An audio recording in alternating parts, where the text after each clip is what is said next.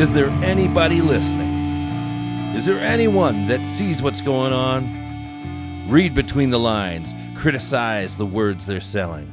Think for yourself and feel the walls become sand beneath your feet. This is the Community Solutions Podcast.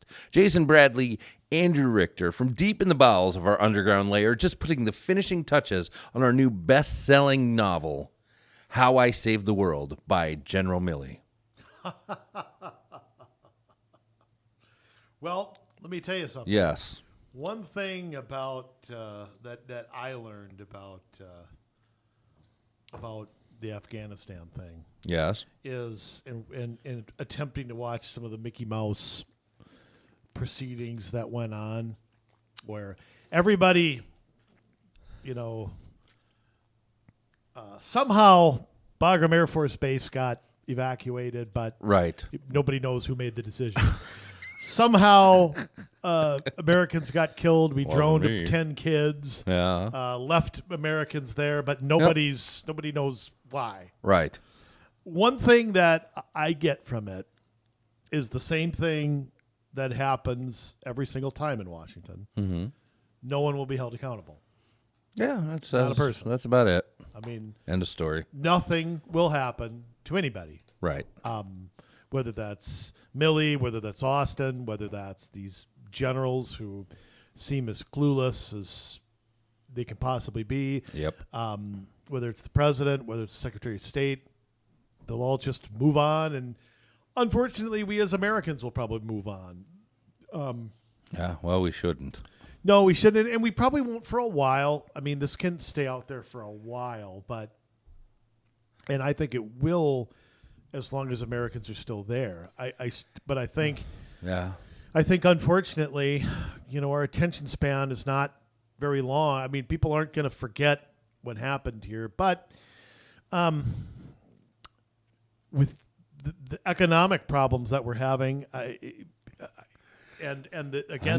this administration's refusal to even acknowledge that they don't know what they're doing and they don't know how to change. Actually, they do know how. It just conflicts with their ideology.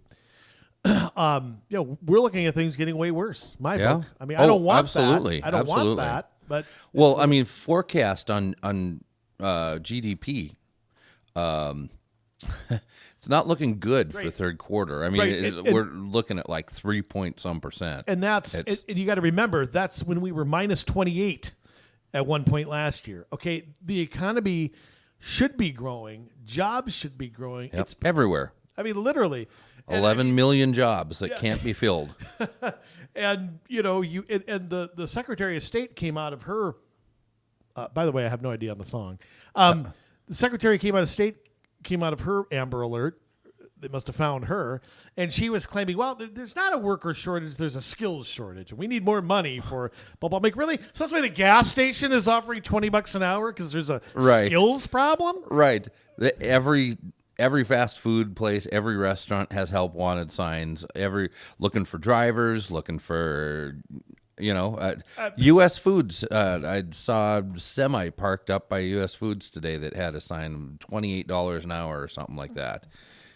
It's incredible. It's an artificial crisis that has been caused by our politicians. And, and like I said, I mean, the median home price in California is $800,000.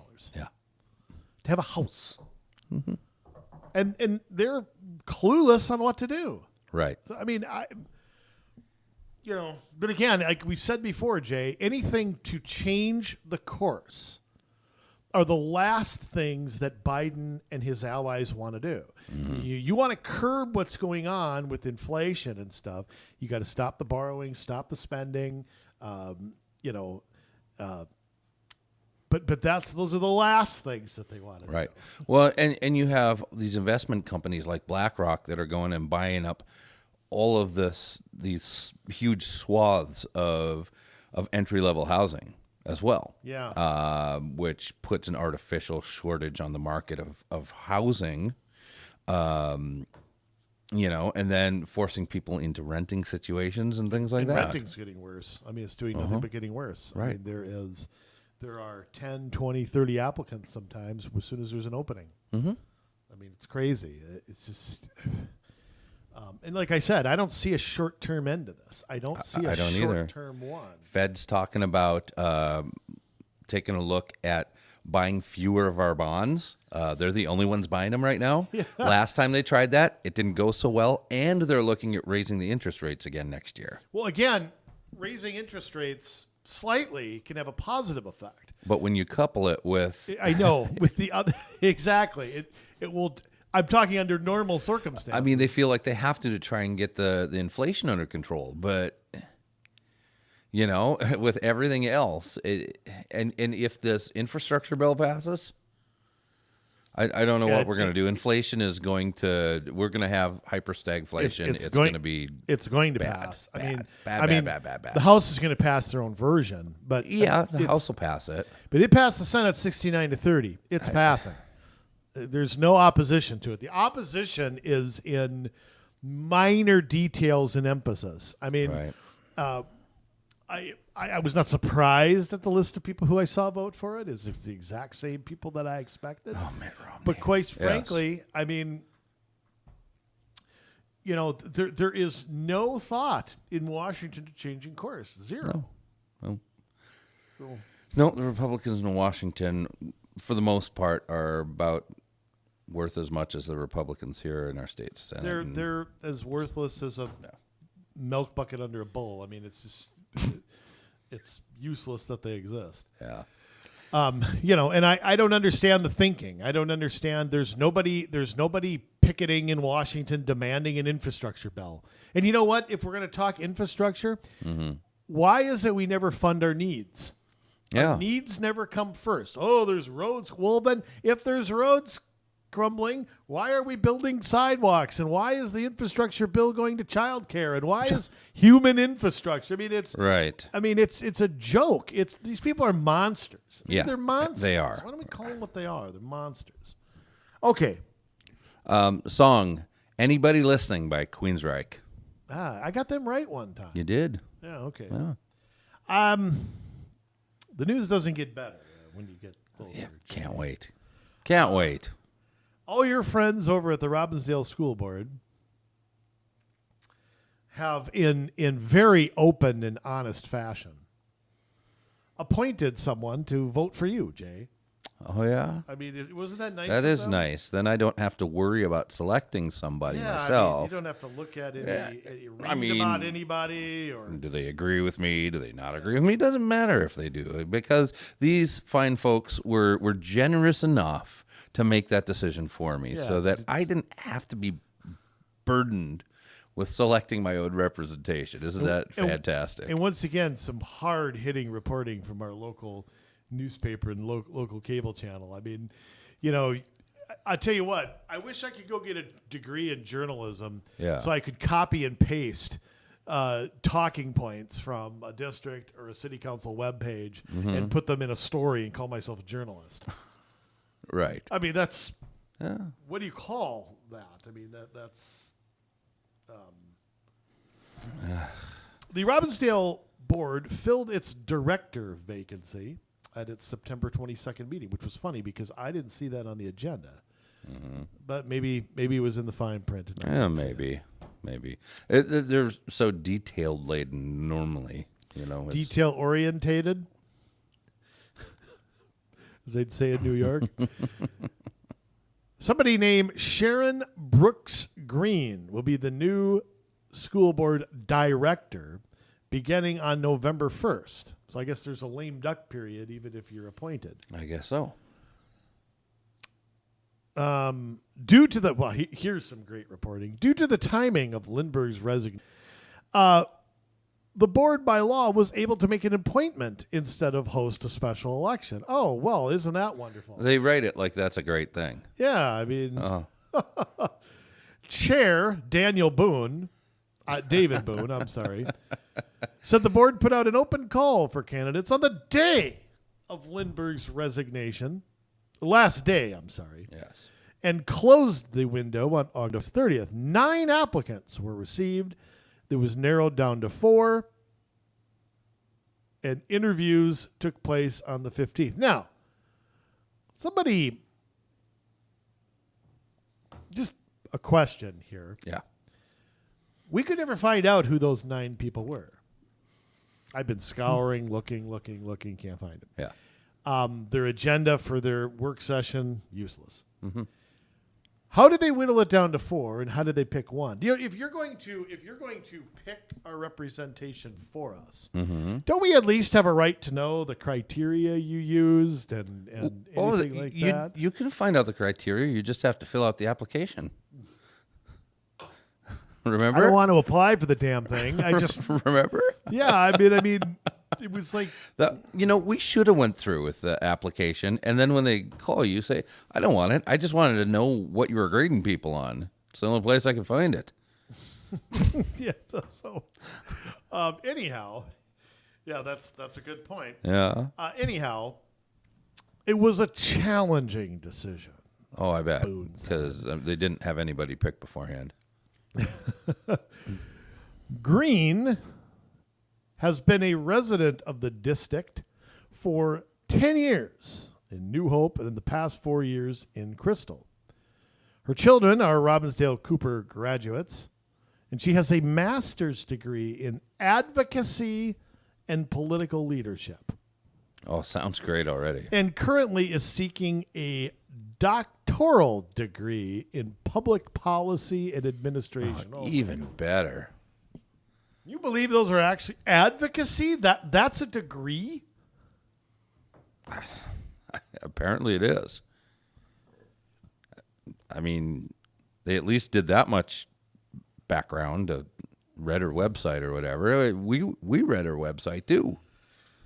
Yes, Green is the founder of CEO and CEO of Piece of Hope, a nonprofit that provides professional resources to the supporters of the imprisoned. Well, to the supporters of the imprisoned. Robbinsdale High Schools will be a great fit then. But the supporters of the imprisoned. Now, just stop and think about that statement. And of course, there's no, any details into that or anything like that. Nobody even bothered to, But again, person being appointed, it sounds like another social justice, equity type. Uninterested in anything tangible in education, more interested in shaping people's young kids' political opinions. Right. And once again, that's scary. Mm-hmm.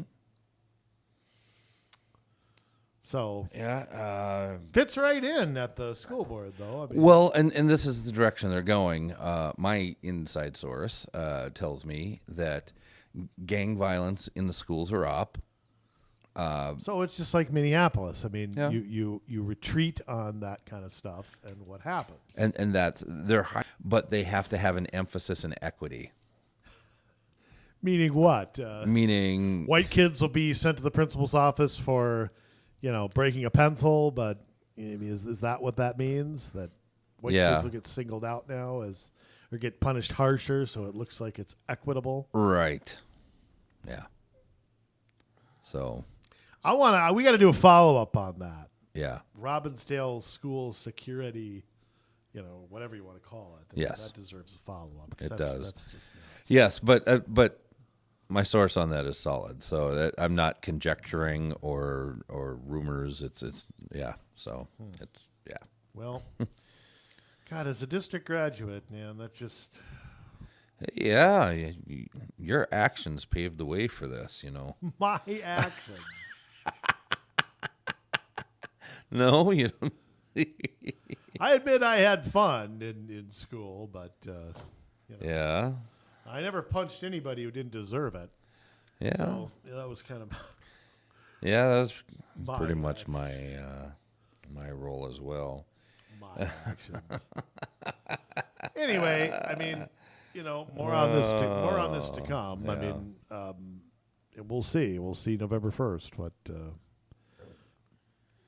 what happens with that. I mean, again, my guess is they wanted to pick somebody. When you get to pick your own working partner, if they pick somebody that shares, they're not going to pick a critic. They're not going to pick somebody who differs from them. So and like I said, I don't think Pam Lindbergh would have quit had people were somebody just too mean. But I don't think she would have done that had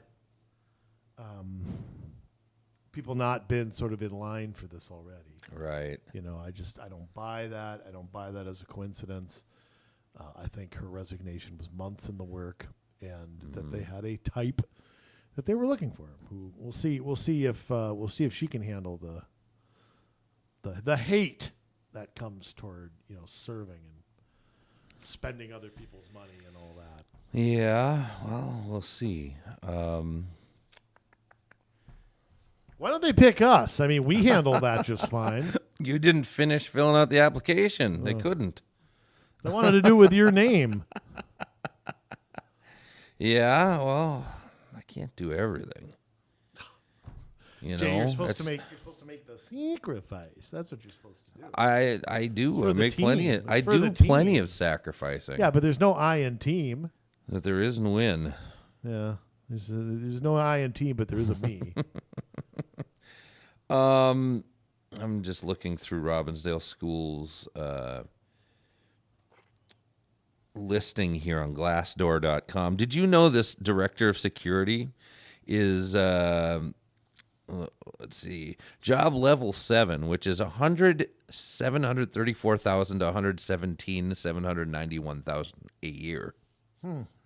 That's a cheap position. They might have to take out another referendum to pay for that. Are they still paying police? Because the new whole police were on the payroll at Cooper for quite a while. I don't know. That is pretty crazy. I mean, here's the thing: are they hiring a firm or a person?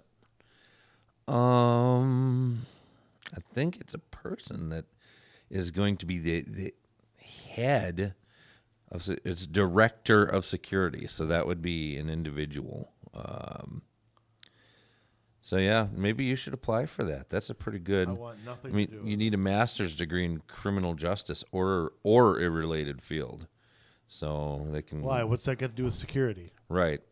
What's a related field? I don't know. Your job's to be a mall cop. Hire what's his name? Right. The IPS driver. Hire him.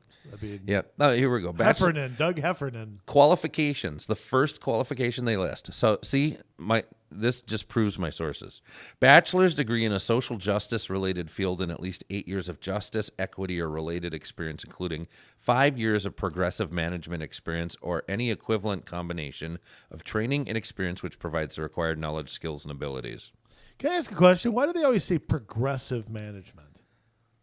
Because they don't want old school management, I guess. Yeah. What is progressive management? How do you manage something progressively? I'll get on it. Oh, you're gonna Webster Dictionary? Yeah, I'll figure it out. What is progressive management? I'm sure it's good. I mean, think of all the good progressive things that there are. I mean, like I'm trying to. Yeah, progressive snacks. Where like you start at one place and you eat something, and then you go to the next one and you eat something. Oh, I thought that'd be like an Oreo, then it's double stuffed. Yeah. You're making progress. Yeah, that's good progress. That is good progress. Usually, the people who say they're for progress Yeah. take everybody down. The idea of progressive management revolves around giving ownership of a certain project or work responsibility to employees. Okay, so you want a head of security who's going to give the... The approach decentralizes the process of decision-making into individuals and teams instead of following the traditional top-down management approach. So you're hiring a director for over $100,000 a year to not make decisions. Right? If I'm reading this right? I guess so. For over 6 figures a year. A guy is being hired, or a girl, it'll probably be a girl, to come in. Well, if it's a man, it'll be not a white. Right. To come in with an equity background and not make decisions. Yeah. Okay. So we'll delegate. Glad I got it. Yeah, delegate everything. I got it. Perfect. I hope you all understand that too. That's fantastic. And you really need to be looking at your school districts because the same dang thing is happening in your own The school plagiarism district. is incredible. Yeah. Yep. All these school districts that have remember the equity referendums coordinators we went now. through? Yeah. The referendums we went through, they were all, my God. So Yeah. whoever came up with all that is either a millionaire now or should be suing everybody to become a millionaire. You know what we need to do for a future show? We should go through the job descriptions that schools are putting out there for all these different positions they're hiring for and see how many of them don't require an equity background. Well, and I would add city level stuff too, because Yeah. many of them are hiring city coordinators, diversity and inclusion. I live in Plymouth. They have one there. Yep. You know, I don't know why. I don't know what. Not having any. But remember, they're getting ahead of the curve, maybe. In But even Plymouth. places way out of the metro, like Elk River School District, has equity coordinators. So it's like, well, They probably have it in the northern tip of Alaska. I mean, they probably do. This is the trendy thing. This is what gets us extra funding. Yeah. This is, this is kind. But if you don't believe, in the tenets of CRT and stuff like that and critical gender theory, you don't have a place working in school administration. And that's a scary thing. There's no room for diversity of thought. There's no room for diversity of beliefs. This is what you must believe to work in this position. Well, I've said it before. The public schools are dying a slow death.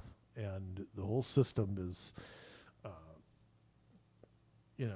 I think has been exposed somewhat. I think it's, unfortunately, the decision making still is not in the hands of people who are skeptical of any of this. And let me add that where people do have authority, they're not using it.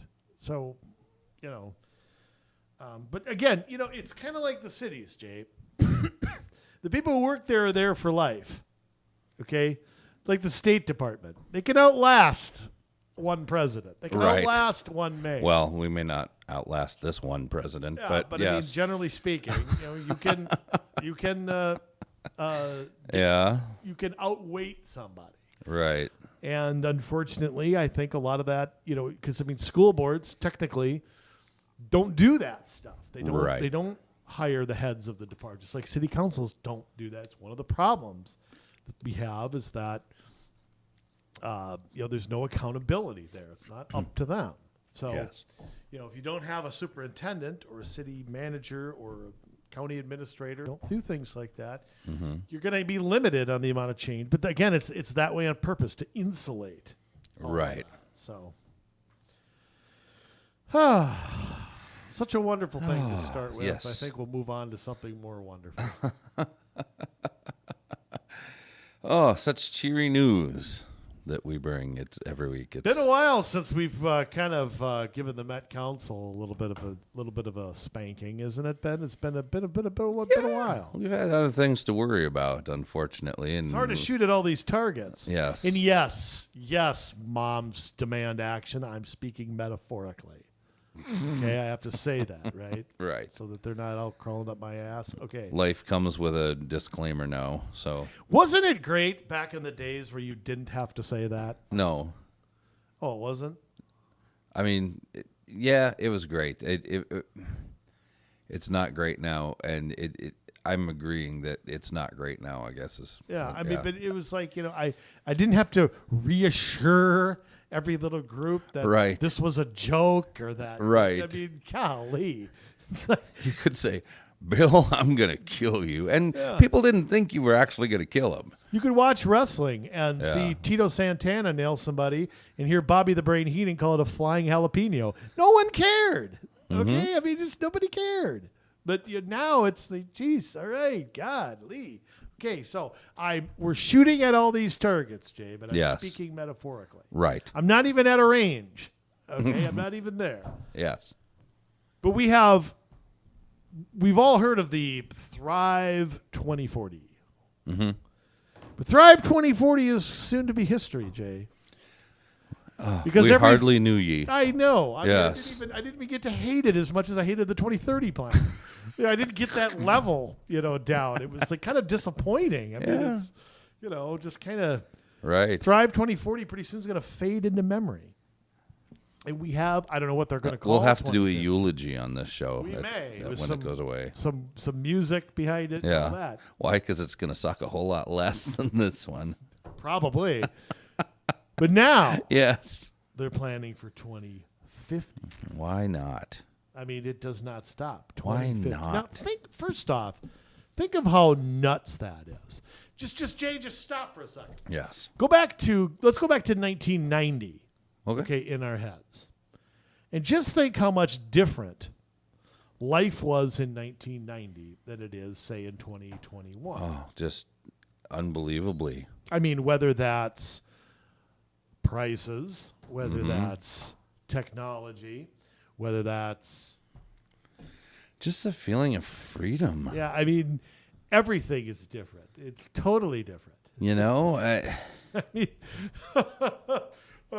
some things have happened that have been good since then, Yeah. obviously. But I mean, you think of 1990, Yeah. I mean, and you think of today. Now, how in 1990 could anybody have accurately predicted 30 years into the future? Yeah, they couldn't have. Like, here's an example. Back in 1990. Way back then. Yeah. I would have been in health class about this time of year. And I remember a certain individual. I'll keep him. I'll keep the name hidden from everybody because I don't want to make an example out of him as much as how things have changed. So I'm sitting in health class, and of course it's we're learning about the parts of our bodies, not sex ed, but like just organs and stuff like that. I think, and sorry for all our female listeners. And I remember this individual. We'll call him Wilbur. Said We'll call him John Budashevsky. Okay, we could call him John Budashevsky. That's fine. Asked, well, where's my uterus? And everybody knew that he was just a dope. But now, fast forward 30 years, and everybody takes him seriously. Yeah. John Budashevsky. Oh, you can have a uterus if you want to. I never could have predicted that 30 years ago. Where we laughed at him then, now it's take a serious pill, matter. Take a pill and you'll Yes. get what? Go to some sensitivity training. And I'll tell you what I can't believe. Let me tell you what I can't believe.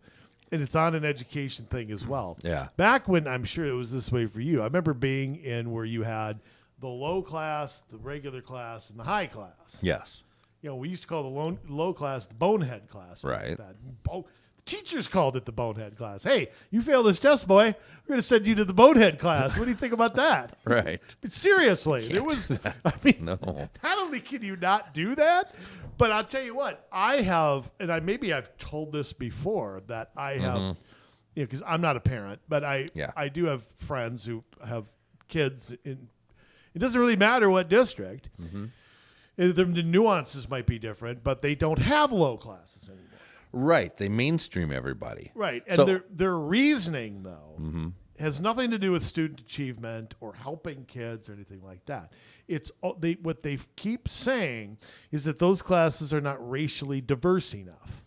So the priority isn't getting the kids who are behind the help they need, or for whatever reason they're there. Yeah.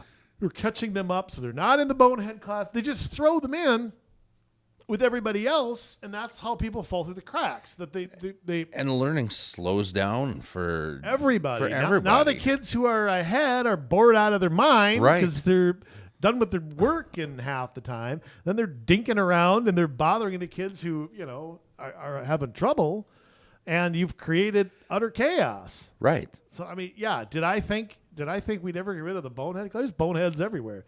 There were more boneheads probably when I went to school. Okay, I mean, it's just, or maybe you struggled in one subject but you were good in, I mean, there was a lot of that too. Right. People who struggled in math but they were good in everything else. And I think that's one of the problems we have is the whole getting people to feel good and not. But I'll tell you what, think about like this, for example, in 1990, okay. We had telephones that like dialed the circles, or you called Jezebel and they connected you to Sheriff Little over in Chickasaw County. I mean, And what we have today could have never been predicted, ever. The technology, and this goes right into the Met Council, because I still see their planning as 1950s, 1960s thinking. You know, I mean, the idea that we're going to make Minneapolis and St. Paul the centers of anything today is insanity. With the people who work from home, we've exposed how many non-essential people we have. Yep. You see businesses, any business that get the hell out of downtown is gone, and more to come when their leases are up or whatever. So to make any type of decisions based on a healthy, striving, well-secured downtown, everybody there should quit and go bake cookies or whatever if that's their thinking. Yeah. And that is still the thinking that goes on, is everything is centered. It's still 1964, and everybody lives in the suburbs and works in the city, which is so off of how today's workforce is working right now. Yeah. And the trend is the opposite of how they're planning.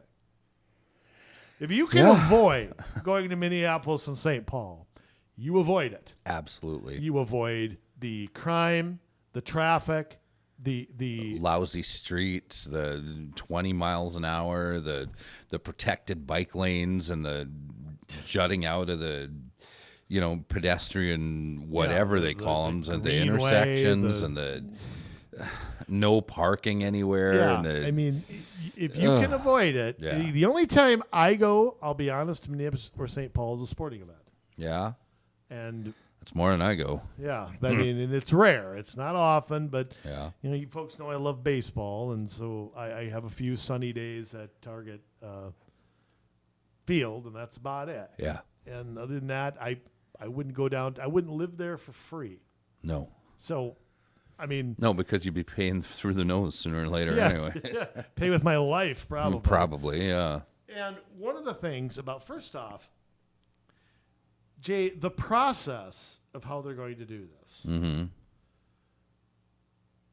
They have a 6-page guide on the Metropolitan Development Guide, which is based on the 2020 census. Work efforts for the 2050 regional plan will intensify into 2023 and be adopted in 2024. The timeline also will include system planning studies, regional performance monitoring and evaluation of trends on major outcomes. Well, that just in-depth outreach, engagement, in communication with regional partners and the public. Well, who's the public? Is that city council members that agree with them, or what is that? I mean, I don't know what the public is there. Yeah, the Met Council doesn't really work with Joe Schmoes or Jane Schmoes. Or care, for that matter. Yes. I know this is riveting radio here, but working on it. They're working on the new 2050 stuff. Yeah. Now, I want to jump in. I know I'd give this disclaimer all the time. Yes, we're talking about the Met Council, who is over the 7-county metro area. They are looking to expand it to 11 or 13 counties at some point. And even if they're not, MADO takes a lot of what it does from, and that's the Minnesota Association of Development Organizations, takes a lot of what the Met Council does to apply it to greater Minnesota with each of the 10 regional development organizations that exist under the MADO umbrella. Right. And just to jump in, they're not alone. You have other things like the Coalition of Greater Minnesota Cities. Yep. You have a lot of their counties and things like that are involved in quote-unquote regional stuff. It is... So anywhere you are in Minnesota, this is important to know, because this is the kind of stuff that ends up coming up in in city business, and you don't know where it came from because there's no accountability at the regional development organization, and it comes through them or it comes through the county, and your city staff, just happen to bring it up. Well, and remember, sometimes the city staff is directed to do this. Absolutely. We talked about this in New Hope, where the city manager, one of his grades that they graded him on was how much free money that he brought to New Hope. Right. Identifying grants and identifying free stuff. I mean, I think that was that and Ann Rest and a few others, part of how the New Hope pool got into the bonding bill 2 years ago. Right. Was that they went around, okay, well, how part of my job evaluation depends on getting other people's money to New Hope. How do I do it? Let's call up the local senator, who's the head of the transportation committee, or the ranking member, and let's see if we can get something in the bonding bill. I'm sure that's how it happened. Absolutely. So, I mean, so this stuff is encouraged sometimes. I like to put a lot of blame on the employees, but a lot of times they're just doing what they're taught, or they're being told to do this. Right. Go out and get free stuff. We don't care who forks over the bill. That doesn't mean anything to us. Yes. So we're bringing it to New Hope. We're bringing it to Jerkwater, U.S.A. That's what we're doing. And so, yes. So anyhow, I interrupted you, Jay, but this stuff, again, maybe at a slower pace, maybe at a different level, will it'll find its way out to you. Definitely. So, yeah. Don't think that if you're not in one of the 31 counties or whatever, that's going to be under the Met Council. 87. Yeah, pretty soon. That'll be under the Met Council. Then, don't think it doesn't affect you, because it does. You and I have seen plans like this all over the state, all over the country. In other countries, we've seen them. So anyhow, here is the scary part. This is because, look, we're talking about this and it hasn't even come out yet. Yes. Okay, but Jay, you and I know what it's going to say before it comes out. I can already picture it. Yeah. Well, we've looked at the older ones, so we know it's not going to get better. They just erase the years and change the years. And then up the numbers. Yeah. But Metro Stats is on metrocouncil.org. And it's updated now in 2021 that the Twin Cities region forecast to reach 4 million residents by 2050. 4 million. Now, right now, as of 2020, we have 3.1 supposedly. I don't know if those are the brand new census numbers. Or they have preliminary census numbers right now. I don't know that I'm not sure that's been accepted in stone. Right. So from 2010 to 2020, we went from 2.85 million to 3.1 million. That is basically what?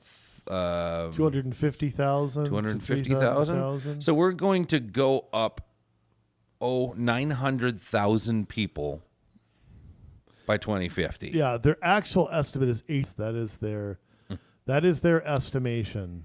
Wow. Well, that could happen. If you go from 2010 to 2020, that's 250,000 people in a 10-year period. Mm-hmm. So basically, they're just taking that and timesing it by 3, and that's pretty much how they're getting there, which is a little strange. Here's, first off, think of the faultiness just in that thinking alone. Go back to 1990. I want to use this as an example again. And think of every state's economy, tax rates, the kind of jobs we did, the kind of jobs that have changed, kind of jobs that have gone away. Some have gone away and come back. We have an extremely different technology-driven economy than we had in 1990. So the idea that every 1990 trend trended into 2020, it's almost like there's no way to accurately predict this. Right. There's zero chance these people will be right. None. Right. I mean, keep in mind, we almost lost a congressional seat because Yeah. we lost people. Yeah. Right? Well, we didn't grow at the rate We some other didn't- states yeah. grew. I mean, but again, if you look at total state population, I mean, we are not outrageous from where we were 30, No. 40 years ago. I mean, And we've had a lot of people that have left this state, especially left Minneapolis to get out of that area, that have gone outstate because their jobs allow them to be able to telecommute. People who have left the state to go to freer states. retired and moved to a Right. lower tax state or something. So to say that the metro itself is going to grow, especially when there's a shortage of entry-level housing, and where are these people going to go as they graduate, go to college, get jobs? Are they all going to rent? I suppose that's what they think. They'll all rent. They'll get into luxury apartments, and then maybe they'll buy ride their a bike to house work someday. Ride Yeah, their bike to work or something. yeah.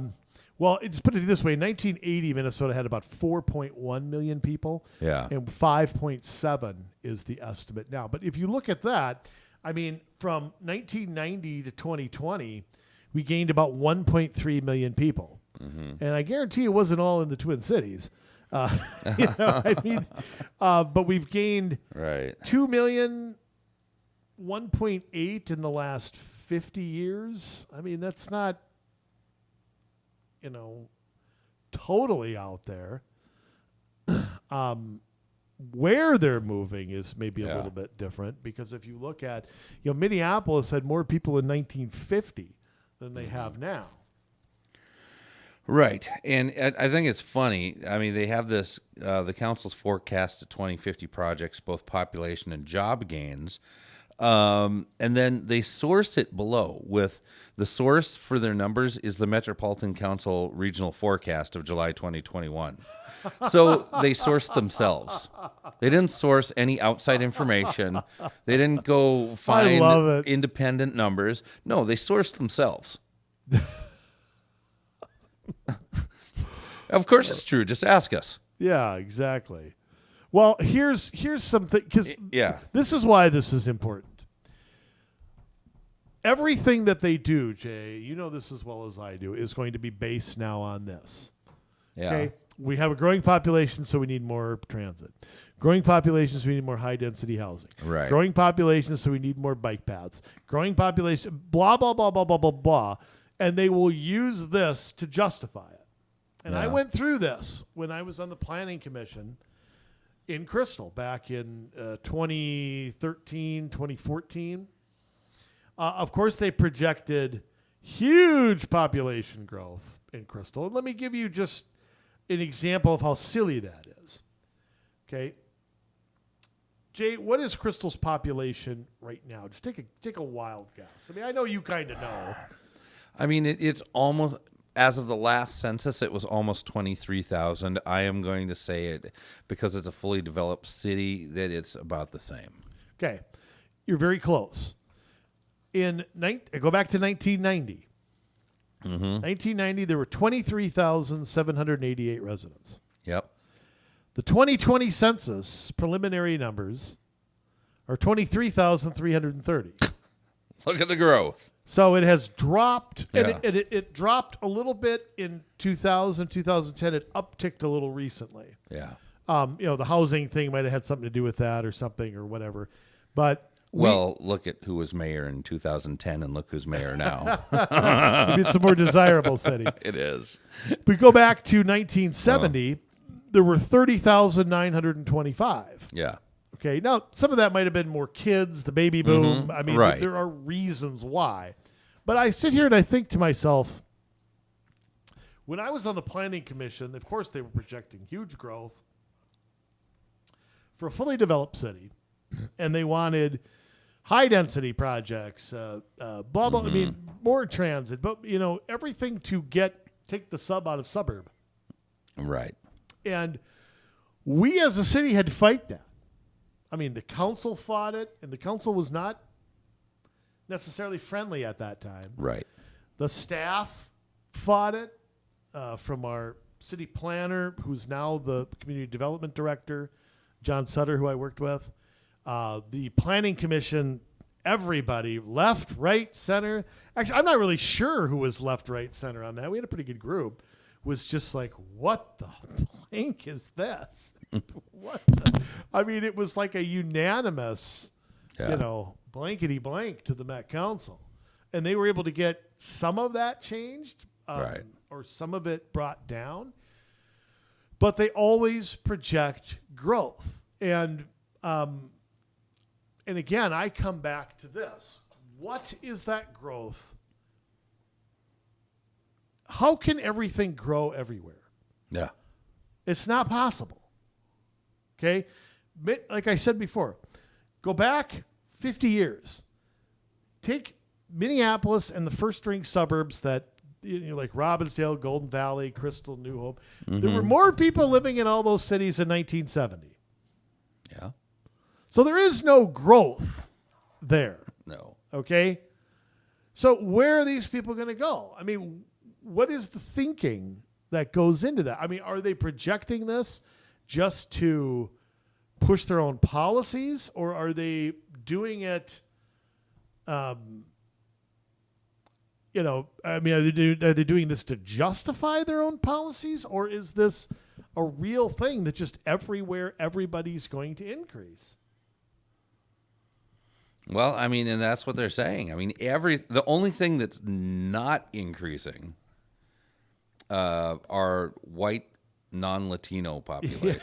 It's the white non-Latino population, which is going to level off around 2030, then decline slightly through 2050. But the number of black residents will increase from... what is that based on? I don't know. 328,000 in 2020 to... By the way, blacks are not growing. Okay? Yeah. If you look at the country, blacks have been around in something like 10 to 13% of the population for decades.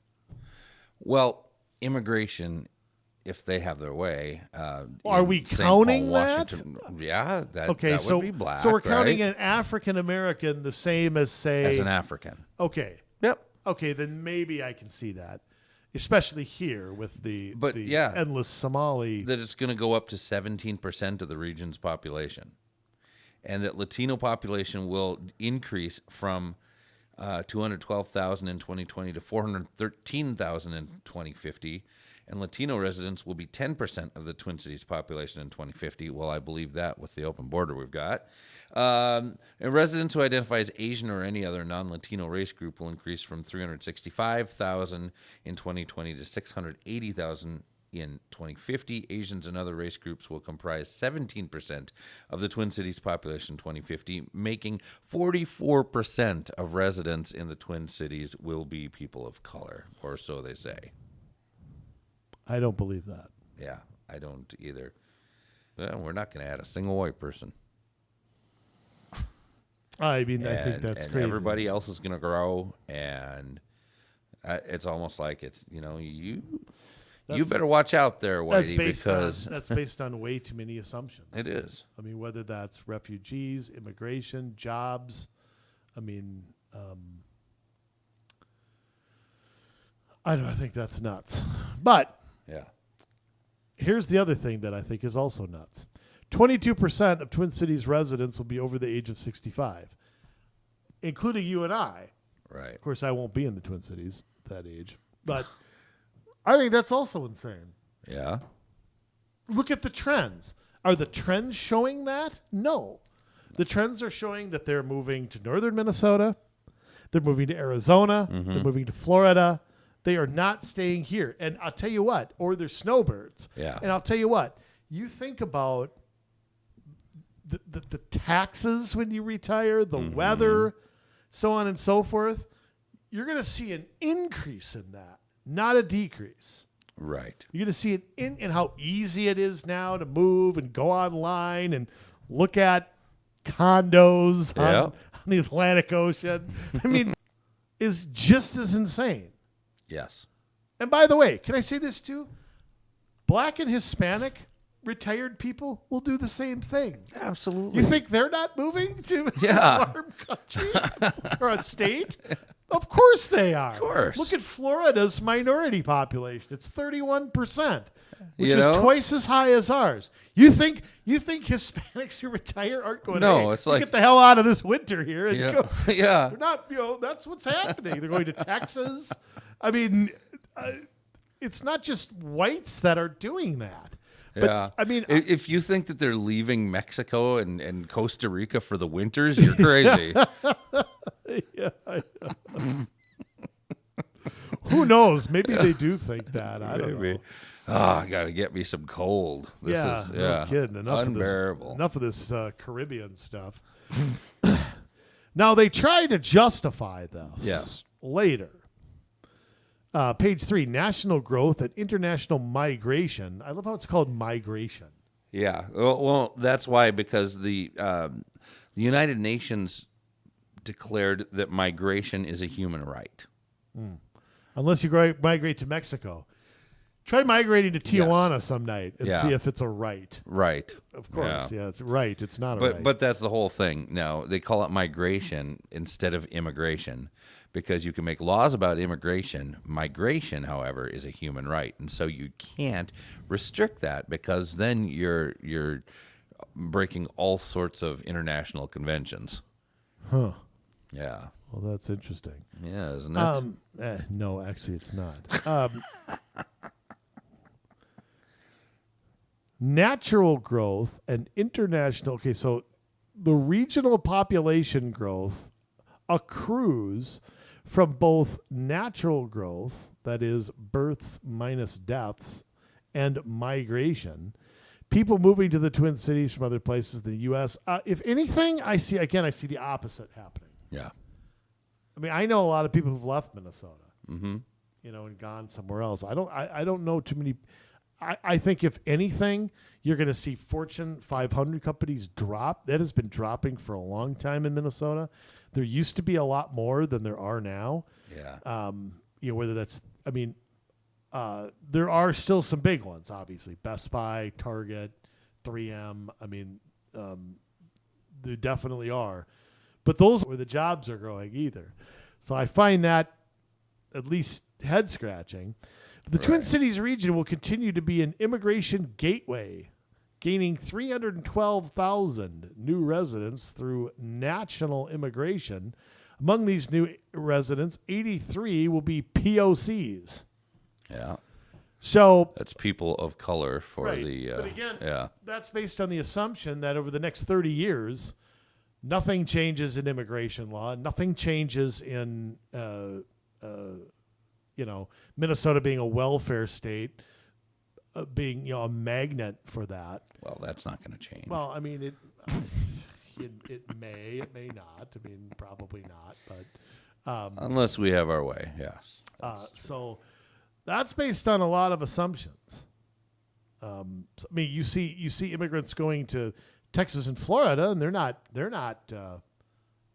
welfare states. So maybe there's something to that. But I think to just take today's stuff and just assume that that's going to happen over the next 30 years is a little bit tough for me to go along with.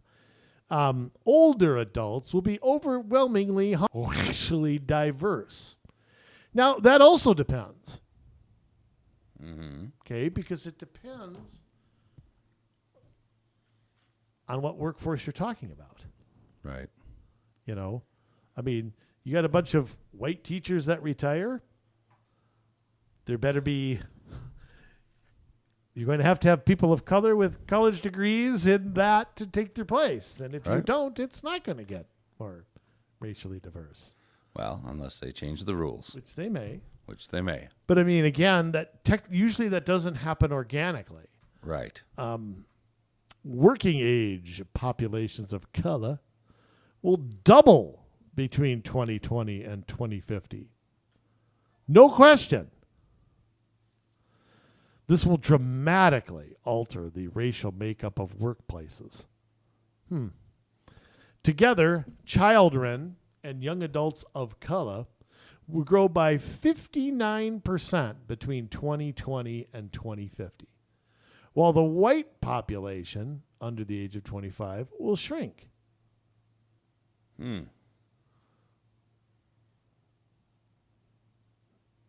I'd like to say that's interesting, but I don't find it interesting again. Is that assuming birth rates are going to stay the same? You know, I mean, Yeah. family formation also contributes to growing racial diversity. The total fertility rate, I love that, an age-adjusted, I can't even read that, is about 1 per 6 children per white woman in the Twin City. Well, it's not just white women, right? Yeah, I'm surprised that they didn't put birthing people. Birth rates among black women, Latinas. Oh, well, that's another word, Latina. I'm surprised they didn't put Latinx. Yeah, an Asian. Or as Joe Biden says, Latinx. I thought that's what he blew his nose with. Right. Latinx. So apparently that outpacing Asian or white women, and there are too many births going on. Right. Of course, that makes a lot of assumptions again. That think about it like this, Jay. Think about during the baby boom. How many baby boom moms had this? How many of their kids had the same kids that they did? If you had a family of 6, okay, let's just pretend there were 6 kids in a family. Mm-hmm. Did every one of those kids have 6 kids? No. So aren't we once again kind of going, just assuming that that's going to continue? They're just going to keep, I mean, look, the cost of having a kid, sending them to college, getting them health insurance, blah, blah, blah, is way more than ever. Yeah. And I think that's one of the reasons for the declining in birth rates, especially among whites, is that they just, and I think as blacks and Hispanics, that trend may change among those groups. It may not, but I think assuming that over a 30-year span that doesn't change at all. I mean, geez whiz. I mean, I don't know, and, a lot of your abortion industry is aimed at minority people. True. Overwhelmingly. They're found in more minority neighborhoods and areas. So, and with the number of children that are murdered every year through that process, how about the crime and drugs and stuff going on in some of these neighborhoods too? I mean, it seems like every time I turn the news on, there's a shooting and unfortunately, a lot of them are in minority communities. Unfortunately, I mean, I think it's terrible. I think it's tragic. Yeah, it is. But when you have a city council that refuses to beef up police presence and instead starts removing it so that the criminals can have their way, I mean, what do you expect? It's what I expect to happen. I still think it's horrible because a lot of these young people are just I think it would happen with the consequences. It would happen in white neighborhoods if that's where they were getting rid of police. It absolutely would, no doubt about it. I mean, the criminals are going to go where it's easier to commit crimes. Mm-hmm. The Twin Cities will also add 442,000 jobs. Wow. Really? Over the next 30 years. We have 11 million unfilled jobs at the moment, and we're going to be creating all these new jobs. And I bet the millennials will still be on their mom's couch in 2052. The one with the spring sticking out of it? Yeah, absolutely. The rented sofa with the spring sticking out of it. Yeah. I bet they'll still be there. Their kids will be there. Everybody will all be... Yeah. Watching The Bachelor. And that and WKRP reruns. I mean, it would be just, again, I mean, 442,000 jobs. Now, again, that makes a lot of assumptions. I mean, again, the tax situation, the idea that big companies are going to stay here, the idea that it's not going to change. Mm-hmm. I mean, look, I spent 11 years working at Best Buy, Jay, and I can tell you how much changed in the time I was there. When we started, okay, we were selling VHS. We had one flat screen TV, and it cost $18,000. Oh my goodness. Okay. pity the poor fool who bought that. That was when most flat screen TVs came with this huge base, and you had these 3 lights that shined up at it. Remember those? That's a projection Yes, TV. a projection TV, yes. So remember Philips Magnavox came out with one of the first, like, I don't know if it was LCD or plasma TVs. Okay. And I mean, when I left the company, okay, DVDs were pretty much gone. Mm-hmm. We had cycled from VHS through DVD, and DVDs were on the site. CDs were gone. Yeah. It was a totally different, and kudos to them for adjusting their business model. Mm-hmm. A lot of places like Circuit City and places like that went out of business. Yeah. And so, I mean, it changed dramatically, just dramatically. And again, the same thing with jobs. I mean, over the next 30 years, the idea it's going to stay the same. We're just all going to go down the same path. Right. It's just going to keep going. Nothing does that. What No. infinitely keeps doing that? Nothing. So, I mean, predicting the future, I mean, all you have to go on is the past. So I get that, but they don't just go on the past. I mean, they like inflate the numbers and think that it was this before, so it's going to be this plus something else later. well, and I mean, if you're going to add almost 1 million residents, only half of them are going to be working. I mean, I guess you're adding kids too when you think about it. But I mean, 500,000 kids? Yeah, I don't know. I mean, is that full-time jobs? I mean, like you said, I mean, we can't get people to work now. Right, and they're conditioning people for universal basic income. So, is that going to change? Are they conditioning people because they're going to let off, or well, I suppose if the socialists take over for a little bit before the corporatists come, then then yes, everybody will have their appointed job. So there will be no unemployment at that time. It's like when Lee Harvey Oswald went to the Soviet Union. He was assigned a job cleaning toilets or something and came right back. Yeah. Workers who live outside the 7-county region fill many jobs. The net import of long-distance commuters is projected to remain roughly constant in the future. However, the net import of remote teleworkers attached to Twin Cities businesses is growing. Again, that is a red herring right there. Mm-hmm. Because to say that they're growing jobs but they're not living here is a very different economic forecast. Put it to you this way, Jay. Yes. If I'm living in Hudson and I am working from home for a company in Minnesota, okay, I am not driving in Minnesota. I'm not filling up my gas in Minnesota. I'm not buying my groceries in Minnesota. I am not going out to eat in Minnesota. Okay, I'm doing everything that of where I am. So so having a job, I mean that is a very different thing when you are forecasting. Yeah. Because it's not adding. I think the assumption is you add a job, you add a person living, you add a person driving, you add a person who's contributing to the local economy, paying local taxes. Mm-hmm. Maybe not anymore. Right. Very, very different economy. But I'm telling you, this is the base now for the 2050 plan. Right.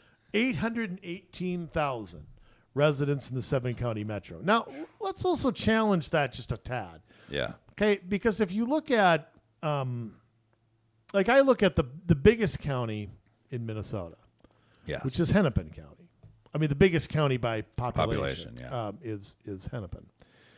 And in Hennepin County, let's see if I can find it here. There are 1,281,565 residents in Hennepin County. Okay. In 1990, I go back to 1990, there were 1,032,431. So it went up a couple 100,000 over 30 years. Now, if it goes up a couple 100,000 again, where are they going to go? What part of Hennepin County is going to They're not going to be able to go out absorb to Independence and Loretto and It goes as far as northwest as Rogers, right west to Independence. What's southwest? How far southwest is it? Southwest of Lake Minnetonka. There is that still Hennepin County? Excelsior. That's still Hennepin. Yeah, County, that's still it? Hennepin County and Excelsior. Yes, I think I think Victoria belongs to what is that there? Scott County. Yeah. So I don't know if that's Carver. I think that's Scott. Chaska is Carver. Yep. That's the county seat. So yeah, like Minnetonka. Just west of Lake Minnetonka, I think, is about as far out as it goes. Minnetrista. St. Bonifacius is the furthest southwestern city. Okay. It's Carver County, south of Excelsior, Shorewood. Yeah. And then you go down to Eden Prairie, Bloomington, and then Brooklyn Park and Champlin right before the Mississippi River. So, yeah. But I look at that map, and I'm like, okay, outside of a handful of people and that could go into Maple Plain or Corcoran or Hanover, where else is Hennepin County going to grow? I mean, probably 80% of the county is about as fully developed as it's going to be. Well, and you're not going to get those residents don't want it to change either. Yeah, you're not going to get people who are fresh off the boat, going out to Minnetrista where they have $500,000 houses, $750,000 houses, $1 million houses. You're not going to have that. Yeah.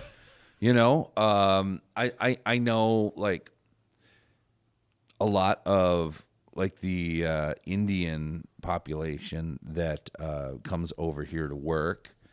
They buy or rent from India. Yes, not Native American. They move out in that area a lot, and they'll get luxury apartments. They'll get houses. They'll get townhomes out there. Yeah. What are they like? Two families moving in together, or what? I don't think so, but. Yeah, I think they really enjoy the American experience. Well, good for them. Yes, and I congratulate them. Success is fine with me. Absolutely. Okay. Yeah, I see them driving sports cars around. Bless them. That's I spent 6 months working for a car repossession company. Yeah. Some of those get taken. Yeah. Just put it that way. Yeah. Well, take like a city. I'll just be stupid here. Yeah. Take a city like Corcoran. Okay. Which is way out west there. Okay. Yeah. Before independence. Yes. Corcoran in 1990 had 5,199 residents. Mm-hmm. Not 5,200. Right. 5,199. In 2020, they had 6,185. So they grew 1,000 residents in 30 years. Yes. Which is nothing. That's nothing. That could be one. That could be like 8 square blocks of one little neighborhood. That there are some newer housing neighborhoods out in Corcoran. There are some like apartment / townhome complexes that have gone out. Not many out there. But they've kept it small. They've kept it controlled. So. No, that's a place that could grow by another 1,000. Yeah. But again, that's not 818,000. Right. Like I said, in Hennepin County, I mean, where are they going to go? They're not going way out west. They're not going anywhere. They're going to put more luxury apartment buildings downtown. Or put them in New Hope. Well, they'll take them. Yeah, but I mean, are those getting the way Minneapolis is going? Yeah. If you could afford a luxury apartment, okay, why the hell would you go live in Minneapolis? Yeah. Just why? It's like why rats would off you a do it? sinking ship. I mean, to get out of there. It's I don't understand. I don't understand why you'd even think of it. Just why? Mm-hmm. You can't. They can build all the luxury stuff they want to, and I'm telling you, in the long run, it's going to fail if they don't change course with what they're doing. Right. Okay, but that's Hennepin County. Okay, but look, if the Twin Cities is going to grow by 800,000 or 900,000 people, some of it's going to have to be there. Yeah. You know, it ain't just going to be out in the outskirts of Scott County or something. It's just not possible. Right. Okay, take Ramsey County. I'll go back to 1990 again. We're just picking on 1990. 485,000 people. Okay. In Ramsey County. By the way, it's interesting to note that between 2000 and 2010, Ramsey County actually lost 3,000 residents. But they've gained some back. Yeah. 485,000. There's 552,000 Okay. and change in the 2020. So that's 67,000 residents in 30 years. Okay, in 30 years. Yeah. So again, and I mean, there's a lot of places in Ramsey County. There's Arden Hills, Fountain Heights, Little Canada, Maplewood, New Brighton, Roseville, Shoreview, Vandus Heights. Yeah. I mean, there's Little Canada. Did you say that? Yeah, I did say that. Okay. I mean, North St. Paul. Yeah. There's a lot of places, and you know, St. Paul hasn't exactly grown very much during that time. That's the biggest city, so I'm assuming they're going to have to grow with it. St. Paul hit 311,349 residents, 11,527. So they have gained in 70 years. Yes. They have gained about 200 people.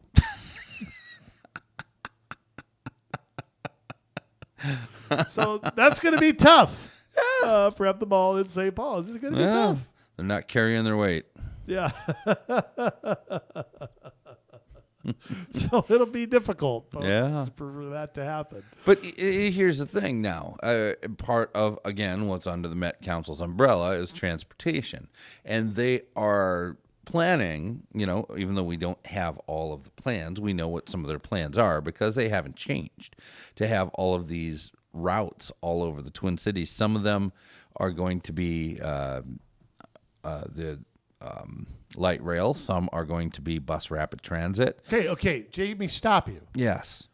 Where they're going to want to put those is back to the 1950s, 1960s model. Absolutely. Where the Twin Cities is growing, they don't have any plans for that. Right. Where the Twin Cities growth is not growing, that's where they have the plans for that. Right. Take the blue line.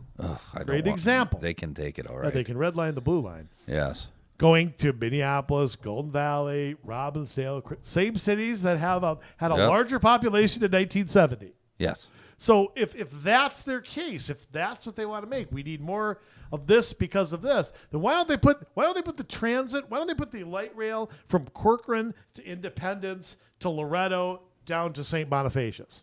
Okay, that's where it's growing. Yeah. Right. So why doesn't the transit go there then? We know why. Yeah. A, they don't want it. B, they won't take it. Still not dense enough. Yeah, and that's it. I mean, Yeah. it's all about equity. So you're not going to put it where the quote rich white people are because we don't want them riding the bus. You know, it's not what they want. Right. They want the like I've said before. The second somebody can quit riding the bus, they do it. Yes. I've taken the bus. I hated it. The Yes. second I got a new car, I got the hell off the bus and never got back on. My parents have a bus stop basically at the end of their driveway. Mm-hmm. Okay? And they've never ridden the bus once. Okay?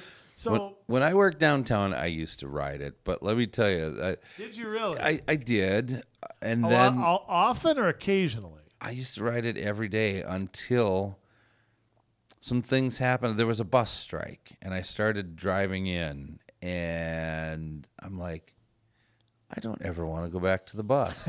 And so I still rode it 2 or 3 days a week, but I took advantage to go downtown, drive and park and pay for parking myself. Even though I was getting a bus pass from the company that I was working for, I chose to drive downtown and park downtown and walk to work and back at least a couple days a week because I just couldn't take it. Well, I understand that. Yep. I can totally understand. The worst part, too, for me was it taking 2 hours to get somewhere. Mm-hmm. You know, because buses either run east, west, or north, south. Yeah. So if you wanted to go west and then south, or east and then north, Yeah. you had to take two different buses. And Oh, at wait. least. Yeah, at least a couple. I mean, light rail's worse. Yeah. You can't move off of it. Right. So, I mean, again, now I interrupted you, Jay, but I mean, I just wanted to point out that the idea that you're going to transit is going to fix these problems, is absolute. You cannot stand there and let growth continue to happen, build and build and build, and then assume people are going to take their bikes somewhere. Yeah. It's just poor planning. It's stupidity. Simple as that. And so will your regional development organization, because they will look at those plans and try to implement them. Just like, cities all over the state, Alexandria, out in the boonies, putting, taking a road, making it a 2-lane road, and then on each side of the road having a bike path or a bike lane and a walking lane. Yeah, complete streets are about everything except driving. Yeah. That's just... Yeah, I mean, there's no reason Birch Avenue out there should have that, and it's not just there. It's roundabouts in the middle of nowhere. It is, kind of small town to small town bus services. It's, whatever they can do. And I'm really not sure how that is financed or done. I mean, Yeah. I'm sure there's a regional component, a county component to it. Mm-hmm. I know Maple Grove Transit is heavily subsidized by the city. I don't know a ton more about that, but there are little things like that. The Jefferson line that goes up to Duluth. There are a handful, which I've taken one time. I admit I took one time. Yeah, I took. Was it still Greyhound when I took it from Duluth to here? I ended up standing the whole 4.5 hours or whatever it was because I was sleeping. Oh, I was out cold. terrible. As soon as I sat down, if I'm not driving, funny because I have trouble sleeping in a car. I have a lot of trouble sleeping in a car. I slept on a bus. Oh, I had to stand the whole way. It was awful.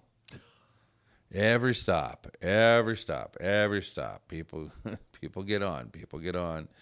And I'm standing, and it's crowded by the time you get to the city. God, you should have ATV'd home. It would have been a lot. Yeah. Oh, heck. So, I mean, I guess to just sort of put a bow tie on this, I mean, look for this stuff to creep into the comprehensive plans. Look for, same old. And then, again, the population stuff, look for more of this persons of color stuff. I mean, these ridiculous projections. Well, and I think people need to understand, the Met Council's making all these predictions and stuff, but what does it mean?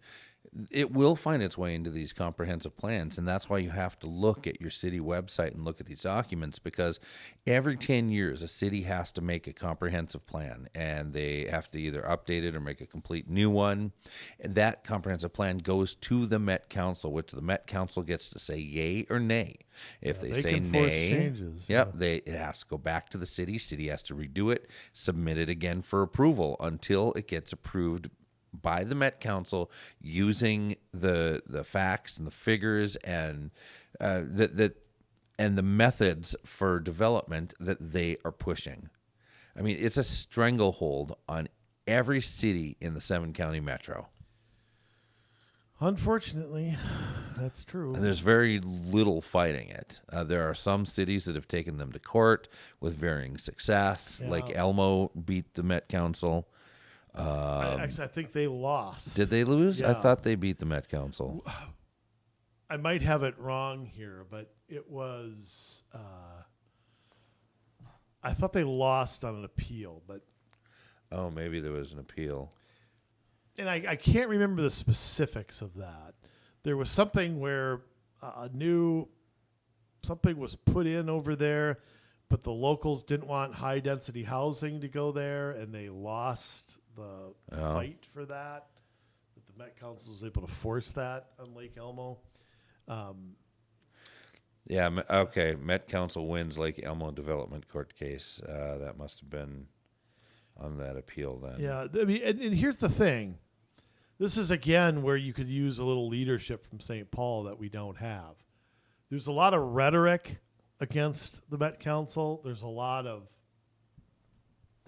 pounding fists and putting whatever into party platforms.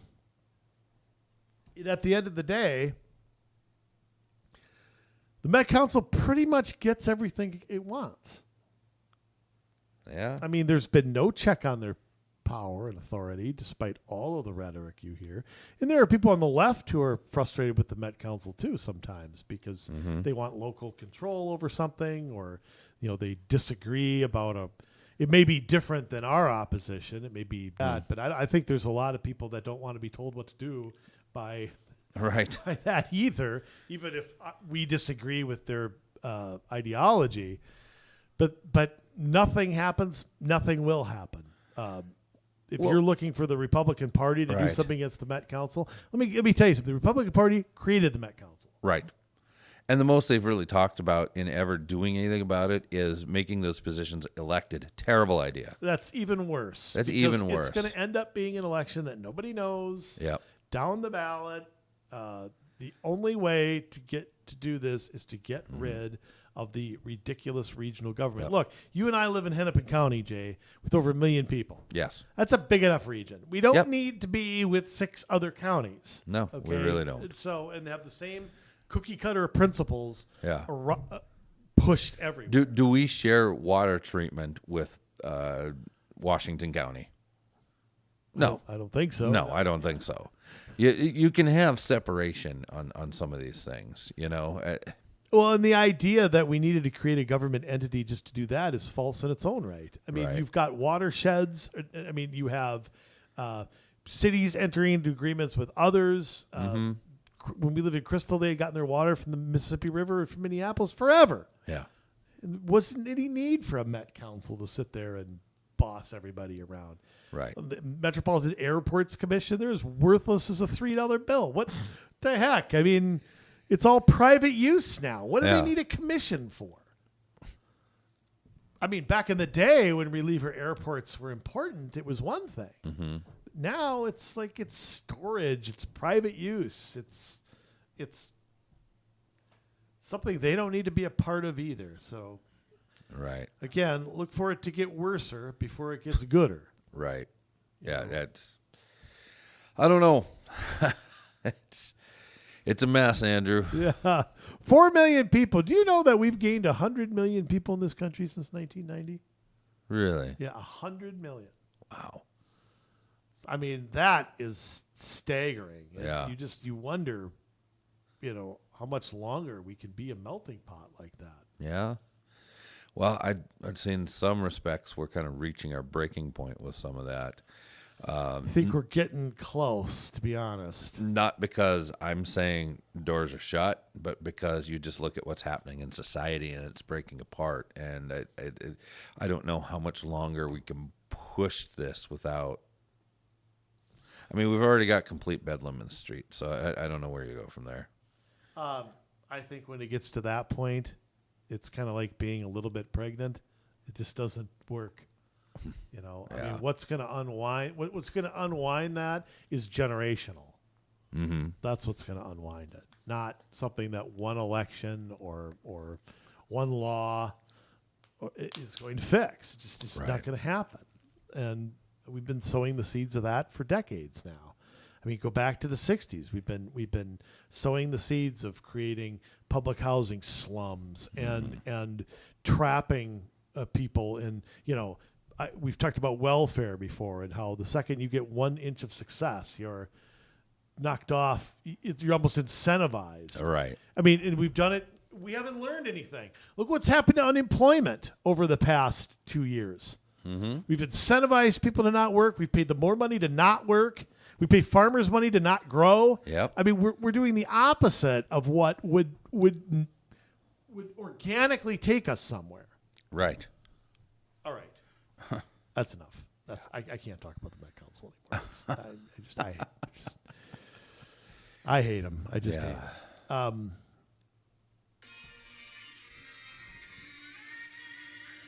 Let's get uplifting for a minute here. As Community Solutions once again presents Stylin' and Profilin'. jet flying, limousine riding, wheeling, dealing, son of a gun, once again. Ladies and gentlemen, with a sign-off sermon, SOS. Channeling his inner Oral Roberts, his inner Robert Tilton, his inner Jimmy Swaggart. We present Jason Bradley. You know, maybe you do want to try and prevent it as well as present it. I don't know. It'll be all right. Is that what I said? Prevent? Yes. Freudian slip, right? Of course. Yes. The explanation I can come up with. Oh, friends, neighbors. You know,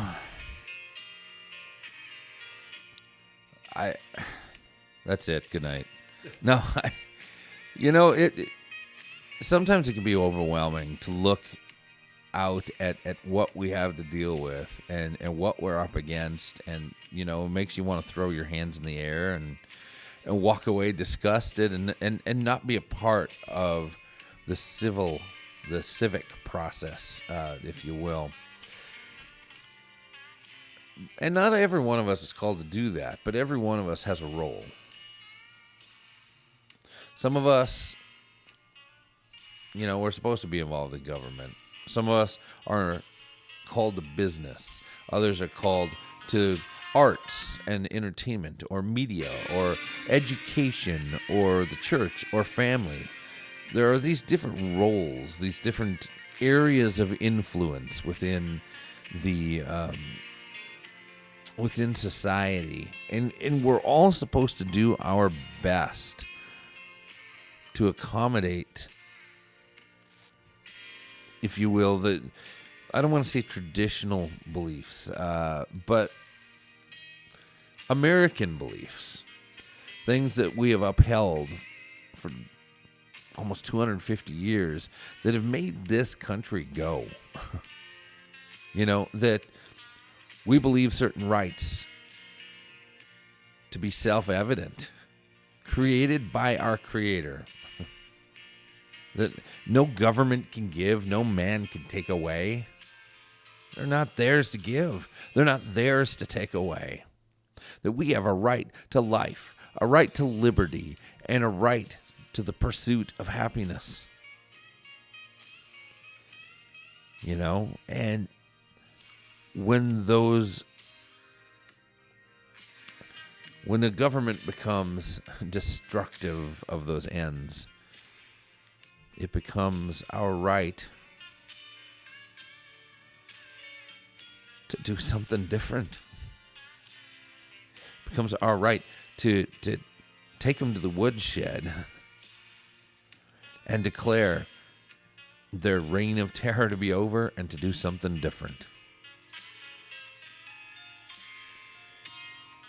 And we've got a government that is destructive of the ideals of freedom, that is about totalitarianism, that is about putting people in a smaller box, that's about taking away rights that God gave us and putting themselves as God, setting themselves up to be worshipped, to be adored, to have special favors, to get all the goods while we sit and we suffer and we watch them not be prosecuted for breaking the law, where we watch them sit and lie and lie and lie, and nothing ever happens because they're protected. Meanwhile, we've got people that are still living in slums. We've got people that can't seem to get out of debt. I tell you, we are a lot more powerful than we think we are. But we keep giving the same people power to do the same old things, and we wonder why nothing changes. Like, Nancy Pelosi is going to get a new idea.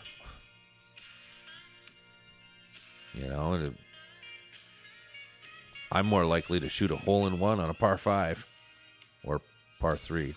But Or a par 20.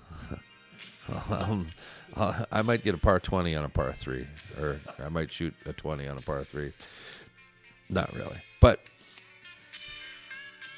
we're looking at how to put our country back together when it so clearly is as dysfunctional as I have ever seen it in my lifetime. You know? I don't remember it because I was too young, but I mean, I was born during the last couple years of the whole Vietnam conflict. And, you know, I'm and I don't understand how this period is reflective of that period, but it seems to even be more so. Just a wrong thing to meet certain ends. And where these people in government see their approval ratings in the 20s, in the 30s, in the low 40s, and they keep pressing on because they have an agenda. But yet, we have all of us over here that have influence in these different realms of society, into government, education, media, arts and entertainment, business, family, and faith. And we're not exerting that influence to make change where we've been put. It's not about everybody signing up to be on a city council.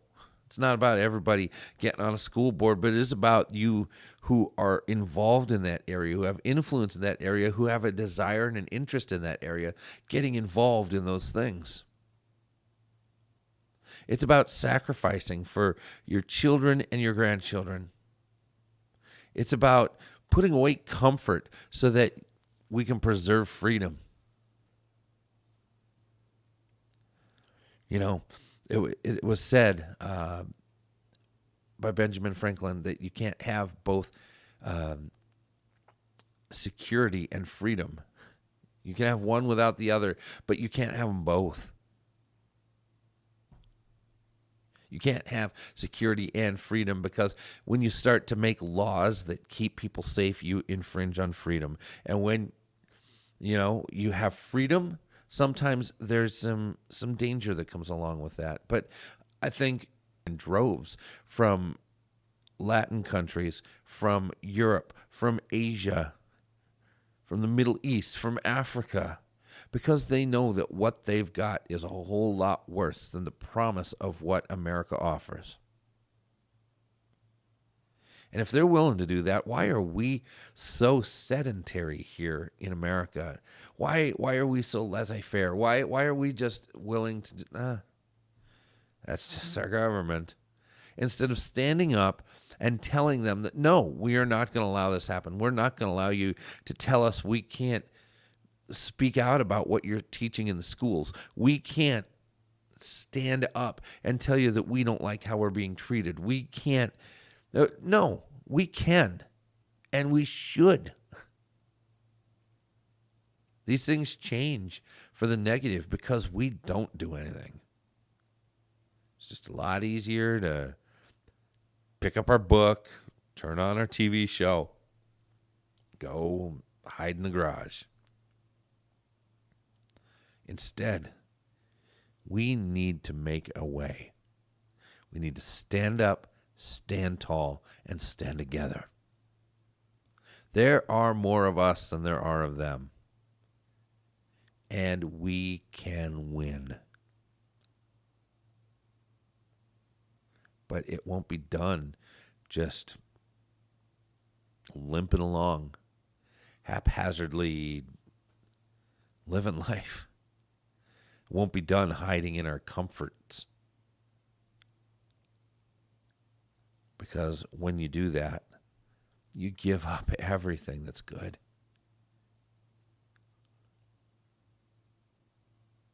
Just like security and freedom can't coexist, comfort and freedom, they can coexist for a little while. But if you get so caught up in comfort, people are going to come in who don't mean well. When you're not vigilant, those who are out for power will grab it. And that's where we're at.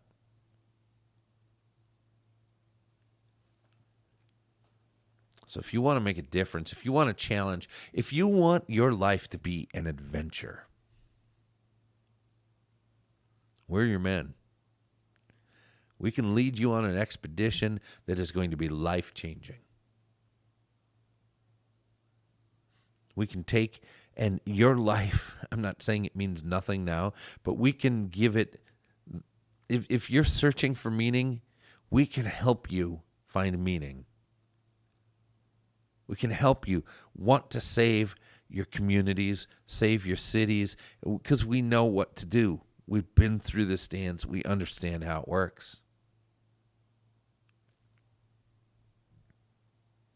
Just get a hold of us. COMMsolutionsmn@gmail.com. That's COMMsolutionsmn@gmail.com. And you know what? I'm going to plug the blog for a second, too, which is close to the same address. It is COMMsolutionsmn.com. You see how I did that? They're just about the same. I think it's funny, and Andrew, we didn't get to talk about this off air, but I noticed that one or two of our articles, talking about our podcasts mostly, weren't very popular with some of the boo birds have found our blog again and are rating things low on purpose, and they're so petty they have to go through. I just sit back and laugh, but they're so petty they have to go through in every article 1 star, 1 star, 1 star, because they don't have anything better to do.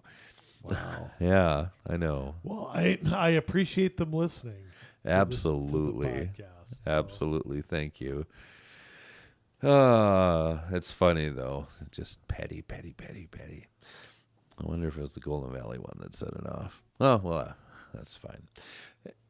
Anyways, so check that out. If you want to get a little tit for tat, rate the podcast up and let's see how many of theirs they can turn out to. I don't care about the star rating. Go ahead, drive it down. But let's give them a little run for their money. How about? Anyways, back on track. we gotta pull together and do this.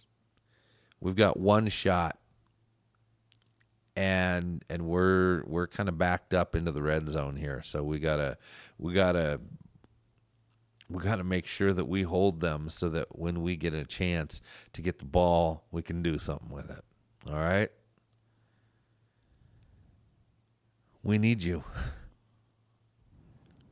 We're two guys sitting here behind microphones, but we're working our tail off as soon as we turn these microphones off to make sure that we're helping people that are looking to win. So be one of them.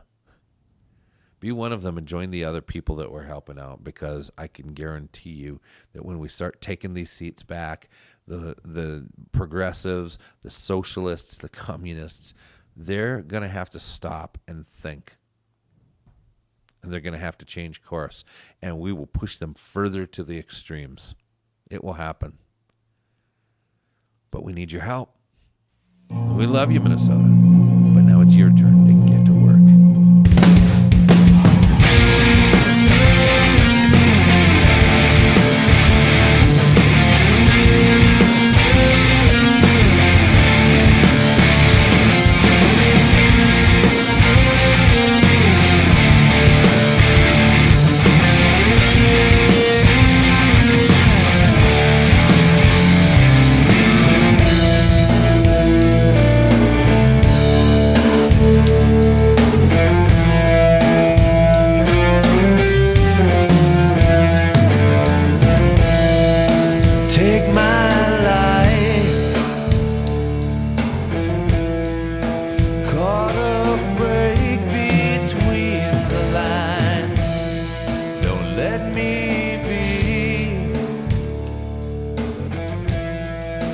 Get too caught up.